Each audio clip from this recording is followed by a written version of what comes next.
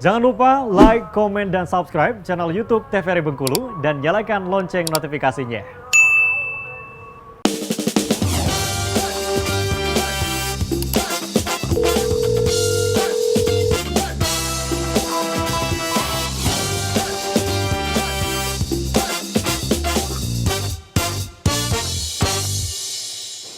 Baik pemirsa, terima kasih Anda kembali menyaksikan Dokter Kita pada hari ini. Masih dengan tema kita hari ini ada anemia defisiensi besi pada anak. Kita kembali ke Dokter Wenti. Boleh dokter, kita langsung lanjut aja ya ke materi selanjutnya.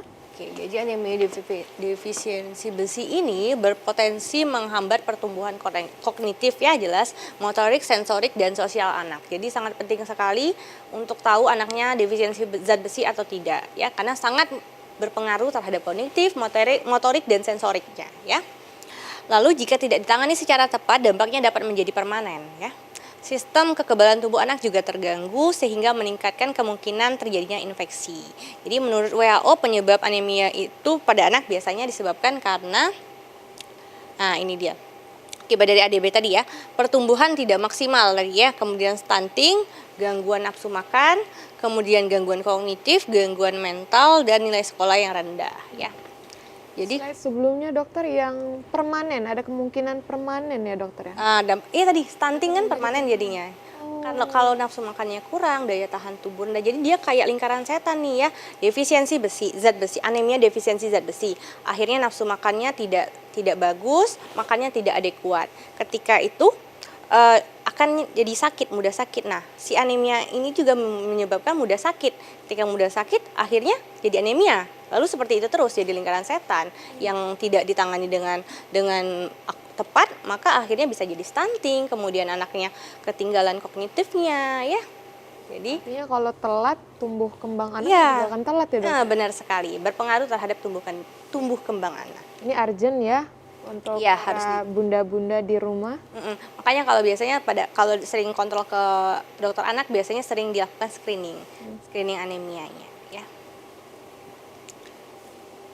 Oke, penyebab anemia tadi ya, kalau bayi kurang dari 1 tahun adalah cadangan besi yang kurang karena berat badan lahir yang rendah atau karena prematur tadi, belum adanya tabungan dari ibunya ya.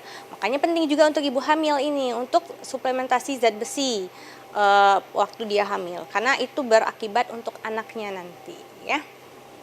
Kemudian alergi protein susu sapi. Untuk anak umur 1-2 tahun biasanya asupannya kurang dari karena makanannya tadi ya, makanan tidak adekuat yang mengandung zat besi yang kurang, akhirnya defisiensi dia ya.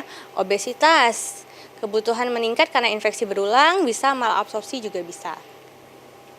Kemudian untuk 2-5 tahun karena kurangnya makan makanan yang mengandung zat besi yang tinggi ya. Lalu minum susu yang berlebihan. Nah, ini nanti kita bahas nih, kenapa minum susu berlebihan bisa menyebabkan anemia defisiensi besi ya. Kemudian obesitas, kebutuhan meningkat karena infeksi berulang, kurang lebih sama ya. Lalu 5 tahun itu biasanya kehilangan berlebihan akibat perdarahan ya. Cacingan, jadi cacing itu kan dia mengisap darahnya nih, darah di sel darahnya. Akibatnya kehilangan banyak nih sel darah merahnya, zat besinya kurang juga. Menstruasi berlebihan pada remaja putri ya, masa pubertas. Jadi masa pubertas memang memerlukan zat besi yang lebih tinggi daripada biasanya. Nah, faktor resiko yang berbesar ini sama sih kurang lebih ya, bayi lahir prematur, pemberian susu sapi, bayi dengan susu formula dengan jenis non-fortified, anak di atas 1 tahun yang mengkonsumsi susu di atas 700 ml per hari, alergi susu sapi, konsumsi susu kambing, susu soya ya, vegan lifestyle, ibu anemia saat mengandung, kemudian cacingan. Tapi banyak nih dibahas susu dari tadi. Kenapa sih susu ini emang nggak baik ya susu ya? Padahal bagus ya dokter ya konsumsi susu ya. Jadi sebenarnya kan zat besi tadi ada 2 ini tadi ya, ada hem dan non hem. Jadi yang hem itu adalah yang terkandung pada ASI dan yang terkandung dalam protein hewani. Protein hewani adalah daging, kemudian ayam, ikan ya, telur juga. Nah, yang non hem ini yang terkandung dalam susu formula dan pada sayuran. Jadi sebenarnya susu formula tuh ada loh zat besinya.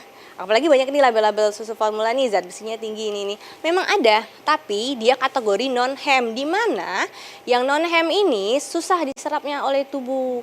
Dan kalau ingin diserap oleh tubuh, dia harus disertai dengan si hem tadi. Kalau yang hem, yang ASI sama prohe-nya nggak ada, si non hem tadi nggak bisa diserap oleh tubuh, jadi percuma. Jadi kalau anaknya banyak minum susu tapi prohe-nya nggak ada, protein hewaninya nggak bisa diserap zat besi di susu formula tadi, ya. Makanya penting untuk feeding rules. Jadi jarak makannya ya. Kalau makan kan misalnya makannya jam 10 nih, jarakin 2 jam baru minum susu formula. Atau jarakin 3 jam baru minum susu formula. Karena tadi nanti nggak terabsorpsi dengan baik ya, nggak terserap dengan baik. Akhirnya terjadi defisiensi zat besi.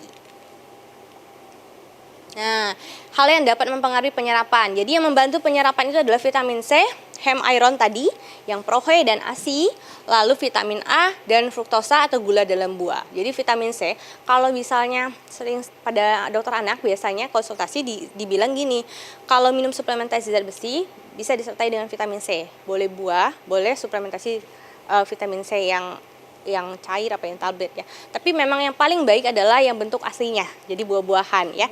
Zat besi pun yang paling baik adalah yang dalam bentuk aslinya, prohe tadi dibandingkan suplementasi ya.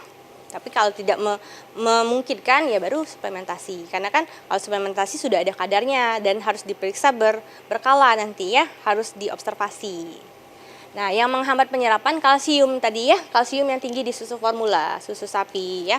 Gula dalam kadar yang tinggi, teh dan kopi. Makanya teh dan kopi untuk anak-anak tidak dianjurkan, apalagi masih di bawah 1 tahun ya. Ada yang bilang kopi buat mencegah kejang gitu kan, nggak ada ya, mitos semuanya ya. Mitos ya. Iya, kacang-kacangan, gandum, soya, biji-bijian. Makanya minum susu soya, nggak ada indikasi minum susu soya ya buat apa gitu kan.